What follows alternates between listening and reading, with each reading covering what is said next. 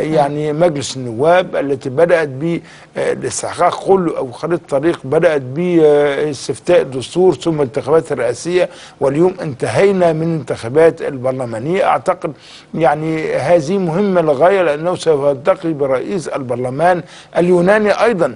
لكن هناك نقطة مهمة جدا أعتقد أن الرئيس السيسي لم تغب عن باله إطلاقا، وهو أن هناك عربدة تركية في هذه المنطقة شرق المتوسط. يعني مثلا هناك 1500 طلعة جوية تقوم بها تركيا في المجال الجوي اليوناني. طيب سوف آتي لتركيا يعني بشكل منفرد لهذه النقطة لأهميتها لاحقا، لكن هل تعتقد دكتور سعيد أن الملف الأمني له أولوية في هذه الزيارة؟ هناك عدة ملفات، ملف الاقتصادي وما يتعلق بالاستثمار، دعم التجارة البينية، هناك ما يتعلق بالملف الأمني، وهناك ما يتعلق بالملف